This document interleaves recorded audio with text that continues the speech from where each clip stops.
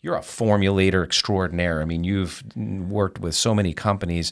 I want to get your opinion on the Child Life product in a second. But in your experience in formulating, you must have ample anecdote around children having this intuition, and when they take certain probiotics and establish good microbiome, or maybe even amino acids and so forth, they end up probably eventually asking for it by name. Just feel better. Yeah, exactly. And the thing I love about formulating for kids is that they are the most honest of all the product evaluators, right? If something doesn't taste good, they're going to spit it right out. If something doesn't make them feel the way they want to feel, they're not going to take it again, right? So like they are honest in their feedback, So we see that kind of thing. You give the right probiotic strain, and you can give a strain that relaxes them. And if they're an anxious kid and they're more relaxed now, they're actually in a certain way going to crave that probiotic, and that's exactly what you want, because it's helping work with their whole gut-brain axis to normalize those signals. Well, and really, before a child can speak and even exemplify how they're or translate how they're feeling and so forth, and we're talking about this, a lot of parents at home might be thinking, well, I got to wait until they can talk or tell me, or they're 2 or 3 years old to supplement. There's an infant biotics probiotic drop over there. I'd love to get your opinion on that. I mean, are these some of the things that we can easily be putting into kids' formulas and early introduction of food and so forth to establish a healthy microbiome? Yeah. So my perspective as a nutritionist is that once the child is starting to eat regular foods, they're having baby foods, right? They're not being exclusively breastfed. They can start supplementing, because those bacteria are in the fruits and vegetables. When you eat an apple, you're eating 300 or 400 different bacterial species that are in the fruit of that apple, right? Not even counting like what might be on the skin and all that kind of stuff. So, what I love about these formulas is that they're strain specific. This is one of the soapboxes I get up on when I talk to parents or talk to anybody about probiotic supplements. You want to make sure that you get a specific strain of bacteria. So, we can look at this one. Is it all right if I just read the strains off? So, Bifidobacterium longum KABP 041. People will look at that and go, what the heck does that mean? Those letters and numbers at the end, that's the strain designation. Right. That's a DNA measurement that we know exactly at the genetic level what this strain of bacteria is. If your product doesn't have a strain designation, you should put it back on the shelf, or you should put it back out of your electronic shopping cart, however you're getting your supplements, because if you don't know the strain, you actually don't know what it's going to do. So some strains will help with the immune system, some strains will help with gut regulation, some strains will help with psychology, mood and depression and things like that. You have to look at the strain. And parents will say to me sometimes, well, do I have to become a probiotic expert and know what all the strains do? I say, no. The companies that use the right strains will put it on their labels, and they will go out of their way to tell you what that strain does. So, the work has been done for you, but just you need to know that you're looking for a specific strain. Yeah, excellent. That's the work you've done at Child Life. That's the diligence and the science and evidence that you've accumulated and amassed over decades in clinical practice. No, I mean, all the clinical research is done on those specific strains. Right. So when that strain number is there, then we know that is linked to the clinical research showing this is the impact, this is the effect, this is the function. Right. Yeah. Another way I describe the strains is that it's almost like picking out a breed of dog. You wouldn't go to the pet store and say, hey, I'm here to get a dog. What kind of, just give me a dog. Any dog will do. But that's how people choose their probiotics sometimes, right? They just go and say, oh, I think I need a probiotic. You go to the pet store and you ask for a dog. Maybe you were looking for a poodle, and you walk out with a Rottweiler. That's a totally different experience. It's the same thing for probiotics. You have to look at the strain. Absolutely. I'm really proud of this non-specific to brand effort, which is actually a Canadian effort done by a Canadian pharmacist, but probioticchart.ca.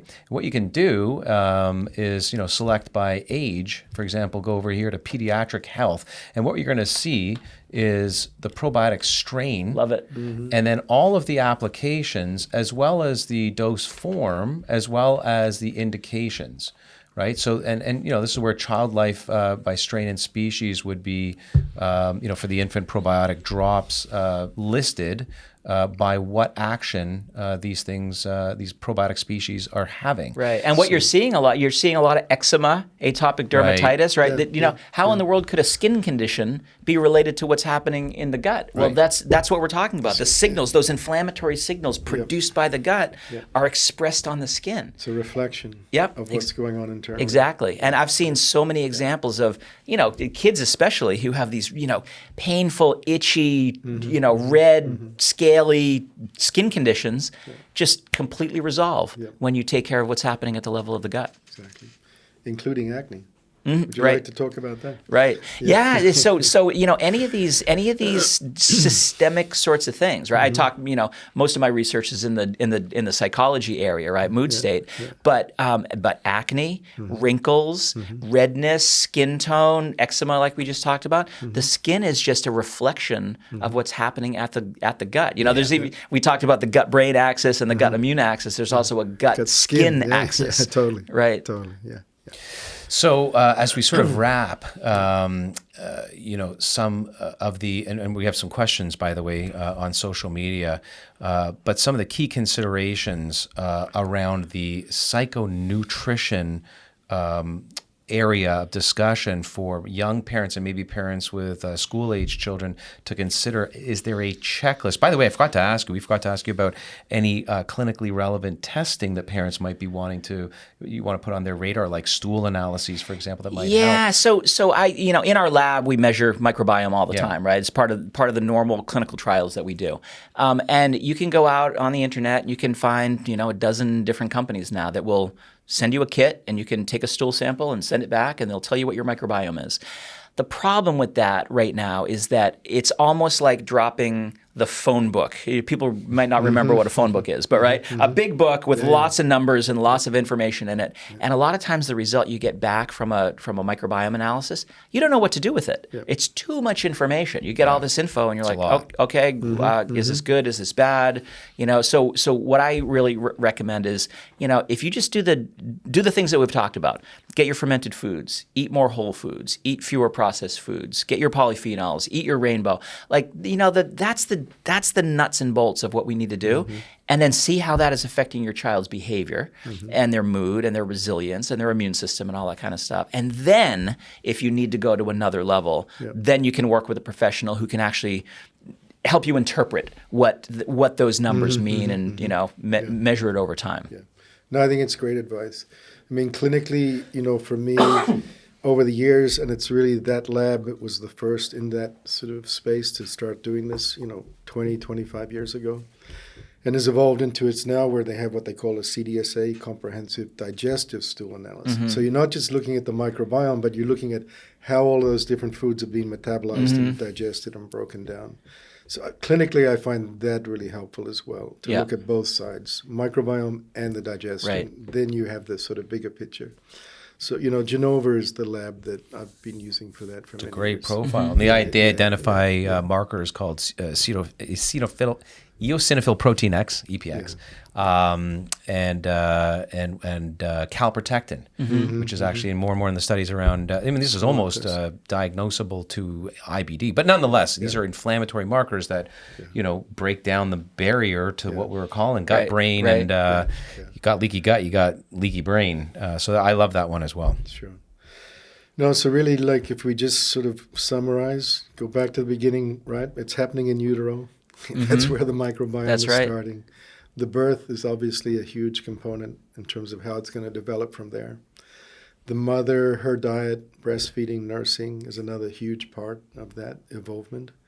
And then when the child starts eating solid foods, that's where we introduce to them their own responsibility for creating their microbiome and maintaining it. So all those pieces we've talked about, it's all very, very easy to do, actually. Right. And it's just a matter of doing it and being consistent with it, and you'll see the benefits. Yeah. Absolutely. All right, so we got a couple of quick questions from some followers, starting with Simone on Instagram. Well, we talked a bit about this, but she's asking specifically, what are the top 3 foods, in your mind, parents should be including in their child's diet to support a healthy gut-brain connection?